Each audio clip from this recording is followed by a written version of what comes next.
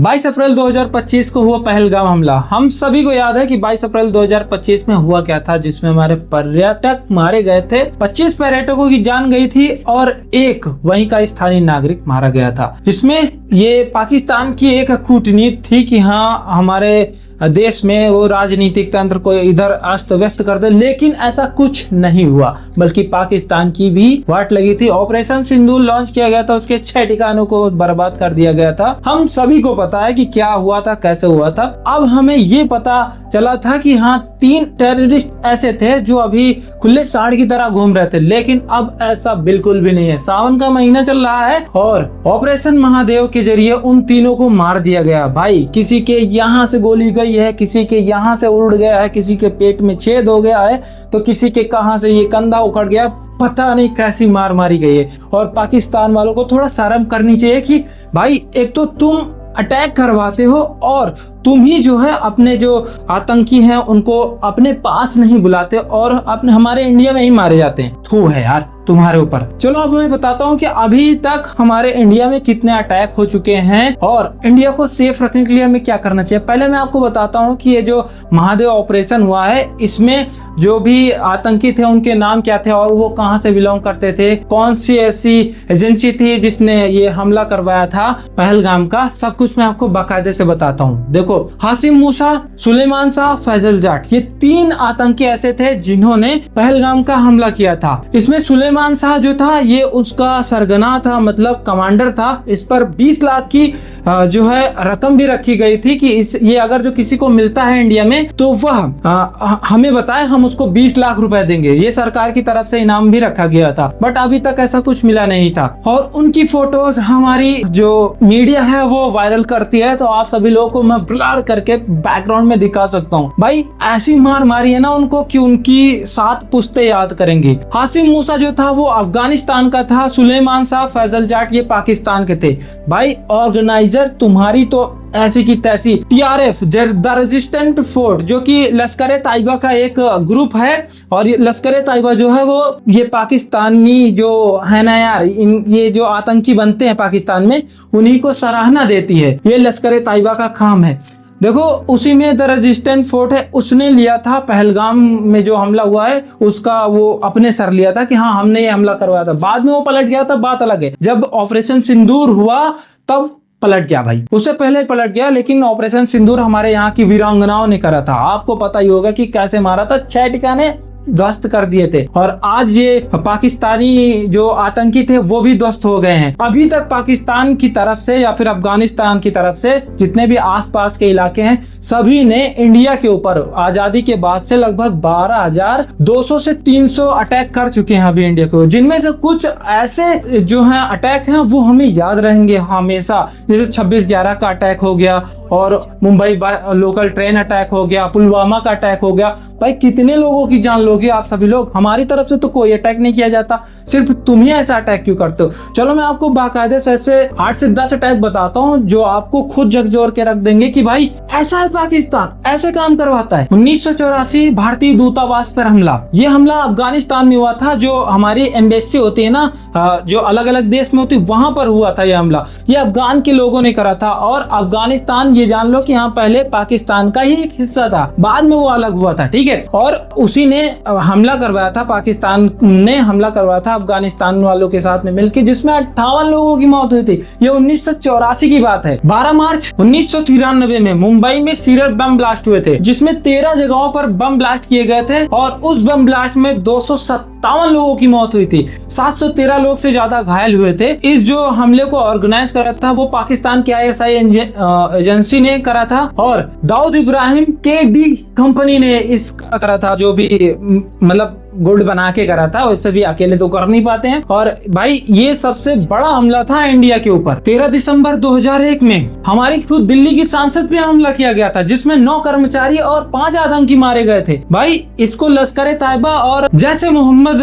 की तरफ से करवाया गया, जो कि पाकिस्तान के ही शायद कोई कंपनी होगा, इसका तो नाम हमें नहीं पता फिलहाल कहां से बिलोंग करते हैं। लश्कर ताइबा का ही कोई मेंबर होगा। हालांकि इस हमले के बाद भारत और पाकिस्तान के बीच युद्ध का माहौल बन गया था। था। 2006 में मुंबई लोकल ट्रेन का हमला हुआ था। 11 जुलाई 2006 में मुंबई की 7 लोकल ट्रेनों पर हमला किया गया था, जिसमें से 209 लोगों की मौत हुई थी, 700 से ज्यादा लोग घायल हुए थे। इसमें इस्लामिक मूवमेंट ऑफ इंडिया ने student Islamic movement of India की तरफ से ये हमला करवाया गया था, जिसमें लश्कर तैयबा भी शामिल था। ये भी पाकिस्तान का ही एक एजेंसी है और इसमें कुछ भारतीय लोगों की भी करामात थी। 2008 26/11 का हमला, ये तो सभी को याद ही होगा। इसके ऊपर फिल्म भी बनी है। 26 नवंबर से लेकर 19 नवंबर तक के बीच में कई जगहों पर हमला किया गया था, जिसमें आतंकी जो है वो समुद्र के रास्ते आए थे। 10 आतंकी आए हुए थे, जिसमें Taj Mahal, Oberoi, CST station, Nariman house, इन सभी जगहों पर हमला किया था, जिसमें 166 लोगों की मौत हुई थी और 306 लोगों से ज्यादा लोग घायल हुए थे। और इस हमले को भी पाकिस्तान ने ही करवाया था। 2016 पंजाब के पठानकोट पर हमला किया गया था, जिसका साफ साफ रीजन ये था कि पाकिस्तान चाहता था कि हम उसके एयरबेस पर हमला करेंगे तो वह हमारे जो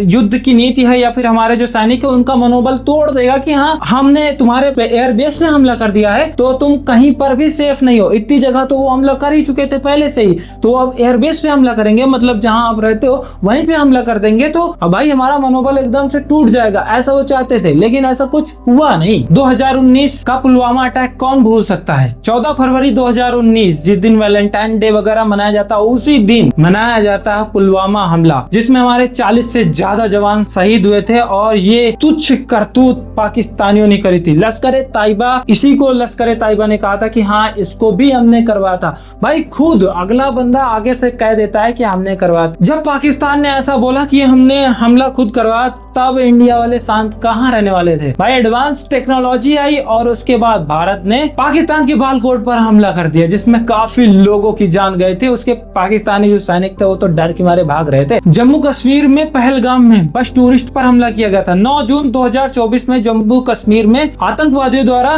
गनों से जो बस टूरिस्ट होते हैं ना, उनके ऊपर हमला किया गया था, जिसमें 9 लोगों की जान गई थी। और अभी तक किसने करवाया, क्या करवाया, अभी तक इसका खुलासा नहीं हुआ है। बाकी 22 अप्रैल 2025 अभी हाल ही का हमला है, जिसमें 26 लोगों की जान गई थी। हालांकि वो हमारे इंडिया का ही है, तो उससे भी ये बोल सकते हैं कि 26 लोगों की जान गई थी। 25 पर्यटक थे और एक वहाँ का स्थानीय नागरिक था। लोगों को बचाने के लिए वो पाकिस्तानियों से बोला कि हाँ, ये ऐसा नहीं है, वो हमारे टूरिस्ट हैं, हमारे मेहमान हैं, तो उन्हें मत मारो। तो उन्हें मार दिया। फिर भी उन्होंने, पाकिस्तान जो भी हैं यार, आतंकवादी पाकिस्तानी जो भी हैं, उन्होंने उन्हें फिर भी मार दिया। और भाई यही नहीं, उनसे कलमा पढ़वाया गया और हिंदू हो कि नहीं ये भी पूछा गया। अगर हिंदू नहीं तो सीधा गोली मार दी और उनका कच्छा उतारा गया, चेक करा गया कि उनका खतना कराया गया है या फिर नहीं। जिसने कलमा नहीं पढ़ा उसे मार दिया गया, जिसको कलमा आता ही नहीं था। भाई हम हिंदू हैं तो में कलमा कहाँ से आएगा, हमको पता ही नहीं था, तो भाई हमें मार दिया गया। वहां पे 25 लोगों को मार दिया गया और सीधा सीधा ये बोला गया, औरतों को नहीं मारा गया, औरतों से ये कहा गया कि आप जाओ सीधा जाके मोदी से बताना कि हाँ ऐसा ऐसा हमने करा है, ठीक है। और उसके बाद अमित शाह खुद पहलगाम की जगह पर गए थे, सब कुछ लिया, उसके बाद ही ऑपरेशन सिंदूर लॉन्च किया गया था। पाकिस्तान ने फिर बोला कि हाँ ऐसा कहीं पर अटैक ही नहीं हुआ, लेकिन सबको पता है कि कहाँ अटैक वो कहाँ नहीं। हमारे यहाँ की औरतों ने मारा, आपके यहाँ के 3 गधे आए थे तो हमारे यहाँ की 2 औरतों ने मारा, सिर्फ 2 औरतों ने, आदमी तो गए भी नहीं। बाकी सीआरपीएफ के जवानों ने ऑपरेशन महादेव को लॉन्च करके सावन में उनका तो काम कर ही दिया है। आप सभी को पता होगा कि हाँ भाई, जो जैसा कर्म करता है वैसा ही भोगता है। चलो मैं आप बताता हूँ कि इंडिया को सेफ रखने के लिए इंडिया को करना क्या चाहिए, कौन कौन सी ऐसी कूटनीति है जो उन्हें अपनानी चाहिए, जिससे हमारी इंडिया थोड़ा कम से कम यार कुछ तो रहे। जो भी आए मार के चला जाता है और कहीं का भड़वा आके बोल देता है कि सीज फायर कर दो, तो इंडिया सीज फायर भी कर देता है। इतना कमजोर कब से हो गया। चलो मैं बताता हूँ कि इंडिया को करना क्या चाहिए, किस वजह से इंडिया अपने देश को प्रोटेक्ट कर सकता है और अपने देश को सेव कर सकता है। चलिए जानते हैं। मैं आपको भारत की सुरक्षा के लिए कुछ ऐसे 8 बिंदु बताऊंगा, जिन्हें अगर भारत की जो सरकार है वो फॉलो करती है तो मैं भाई श्योर होके कह सकता हूँ कि हाँ, इंडिया सच में अपने देश को मजबूत बना सकता है और आतंकी ऐसे हमलों से बच सकता है। सबसे पहला हमला मैं आपको बताता हूँ। देखो, हमारी जो सीमाएं हैं वो नेपाल और पाकिस्तान से बिल्कुल सटी, और यही हमारी कमजोर बिंदु है। सबसे पहले हमें क्या करना चाहिए, हमें ड्रोन से इनकी निगरानी करनी चाहिए। हमें एक अच्छा सा सेंसर चाहिए कि हाँ कोई भी अगर गतिविधि हो तो हमें उसे पकड़ लेना चाहिए। बीएसएफ और आईटीबीपी की संख्या में हमें बढ़ोतरी करनी चाहिए, जिससे हमारे अच्छे अच्छे नौजवान जो है अभी नए नए उम्र के हैं वो बाहर आए और हमारी देश की रक्षा में हमारा योगदान करें। क्रॉस बॉर्डर इन्फिल्ट्रेशन को हमें सख्ती से रोकना चाहिए। 26/11 से पहले, पठानकोट से पहले और पुलवामा अटैक से पहले सभी को चेतावनी दी गई थी, लेकिन इस पर कोई सुनवाई नहीं हुई। यही सबसे बड़ा दुख है कि हमारे इंडिया में कोई सुनवाई नहीं होती है और वही बाद में भुगतना पड़ता है। हमें हर चीज को पहले बताया गया था कि हाँ ये अटैक होने वाला है, लेकिन हमारे भारत के इतने साले बेकार लोग हैं वो सुनवाई नहीं करते। बता यार, बाद में वही जब होता है तो सर पीट के रह जाते हैं। हमें सबसे पहले NIA, IB और रॉ जैसी कंपनियों को बढ़ावा देना चाहिए, उन्हें थोड़ा फंड देना चाहिए, वो अपने टेक्नोलॉजी को इम्प्रूव कर पाए।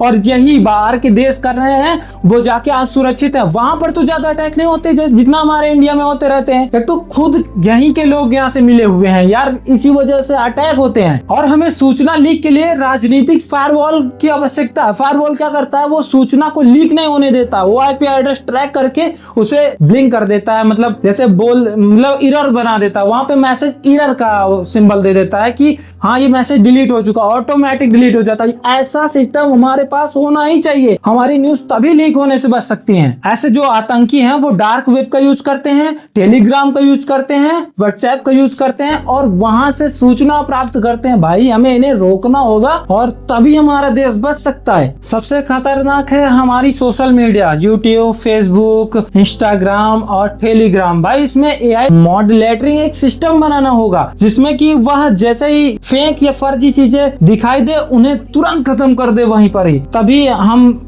ऐसी चीजों को जो है वो रोक सकते हैं और आतंकी बढ़ावा जो है वो रुक सकता है। सर्जिकल स्ट्राइक ये सबसे मेन मुद्दा है। हमें सबसे पहले सर्जिकल स्ट्राइक को ही रोकना हो। घुस के मारो भाई, 2016 और 2019 की तरह घुस के मारो, तभी ये जो पाकिस्तानी जो आतंकी बसे हुए हैं ना उनके अंदर खौफ बैठेगा कि हाँ ऐसा नहीं करना चाहिए। तब नहीं होगा पहलगाम का हमला, तब नहीं होगा 26/11 का हमला, और तब नहीं मारा जाएगा कोई पहलगाम में ऐसे पर्यटक को कोई मार के चला जाए। ऐसा नहीं होगा, कभी भी नहीं होगा। घुस के मारो सबको। स्कूलों में बच्चों को देश प्रेम की शिक्षा देनी चाहिए। हाँ उन्हें सब कुछ समझाना चाहिए कि हाँ देश हमारे लिए सब कुछ है, तो उन्हें देश के बारे में बताना चाहिए, ना कि उन्हें अकबर बाबर ये सब कुछ बताना चाहिए कि हाँ हमारा ये था वो था।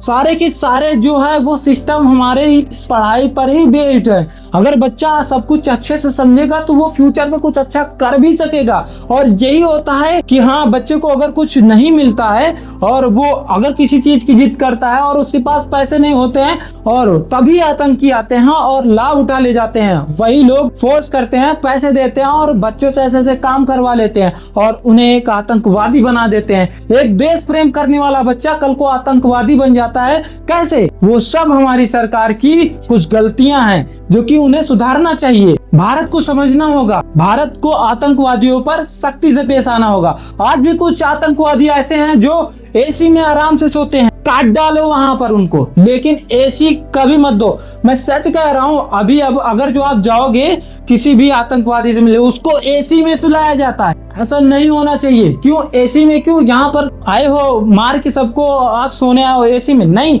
ऐसा बिल्कुल नहीं होना चाहिए। एक अच्छा सा लॉ आना चाहिए और जैसे ही ऐसा कोई आतंकवादी मिले, खुफिया जानकारी उससे निकल पाए तो निकल पाए, नहीं वहीं पे सीधा मुंडी काट के सबके सामने उसे गाड़ देना चाहिए, लटका देना चाहिए और तब उस वीडियो को वायरल करना चाहिए। तब पाकिस्तानियों की गांड फटेगी, तब समझ में आएगा उनको कि हाँ भारत अब पहले जैसा नहीं रहा, अब वो बदल चुका है। हमें स्कूल, कॉलेज, मदरसों ऐसे स्थानों पर जहाँ पर शिक्षाएं दी जाती है, हमें वहाँ पर सिविल इंटेलिजेंस नेटवर्क के जरिए नजर रखनी चाहिए, जिससे वहाँ पर कोई भी ऐसी गतिविधि हो कि हाँ वहाँ पर गलत सूचनाएं या फिर अपने देश के प्रति गलत भावनाएं बताई जा रही हैं तो उसे रोका जा सके। और सबसे बड़ी बात, हमें अपने देश के प्रति जो हमारी नई पीढ़ी आ रही है उसे प्रेम सिखाना चाहिए। सबसे जरूरी बात, आतंकवादी का कोई धर्म नहीं होता, लेकिन यहीं पर अगर जो धर्म या फिर ना देखा जाए, ऐसे भी देखा जाए तो वो मुस्लिम जाति का निकलता है और यहीं से होती है लड़ाई शुरू। जाति, धर्म, यही सब कुछ होता है। हमें ज्ञान की जरूरत है। हमें यह समझना होगा कि आतंकवादी का कोई धर्म नहीं होता, तो वो सभी को मार सकता है। तो हमें यह समझना होगा कि भाई